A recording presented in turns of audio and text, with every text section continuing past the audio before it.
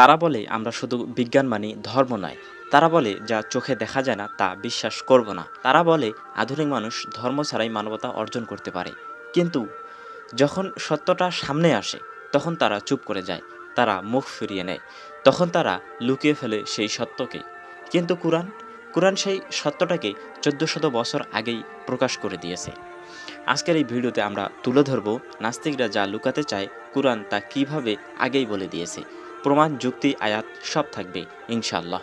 চলুন শুরু করা যাক। নাস্তিকতা মানে কি? সোজা ভাষায় নাস্তিক হচ্ছে সেই ব্যক্তি যে সৃষ্টিকর্তার অস্তিত্ব অস্বীকার করে।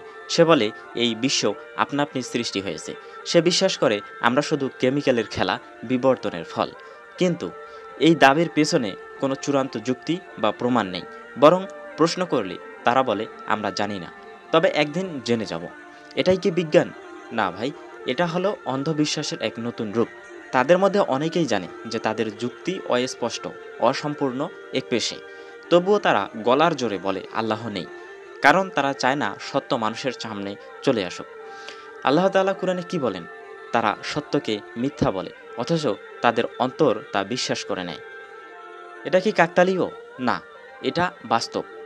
আপনি যদি আজকের অনেক নামকরা নাস্তিকদের ব্যক্তিগত কথাবার্তা অনুসন্ধান করেন, আপনি পাবেন তারা নিজে জানে কোনো না কোনো চূড়ান্ত শক্তি এই বিশ্বকে পরিচালনা করছে। তবে তারা সেটা মুখে স্বীকার করে না। কেন? কেন করে না? কারণ তারা চায় না মানুষের চিন্তার পরিবর্তন আসুক। তারা চায় না কুরআনকে বিশ্বাসযোগ্য মনে হোক। তারা চায় না নিজেদের ভুল স্বীকার করতে। তারা লুকায় বিজ্ঞানের সব কিছু ব্যাখ্যা দিতে পারে না। অনেক প্রশ্ন বিজ্ঞান জানি না।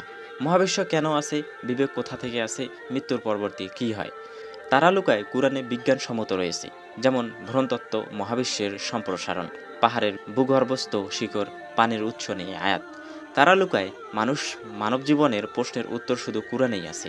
আমি কে? আমি কেন বাঁচছি? মৃত্যুর পরে কি হয়?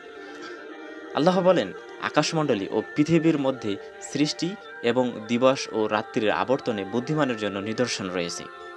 কুরআন মানুষকে চোখে আঙ্গুল দেখিয়ে দেয় এই বিশ্ব কেবল কাকতালীয় নয়। আবার আল্লাহ বলেন আমি মানুষকে সৃষ্টি করেছি নিতান্ত তুচ্ছ বীর্য থেকে। 1400 বছর আগে কে জানতো ভ্রূণ কেমন করে গঠিত হয়?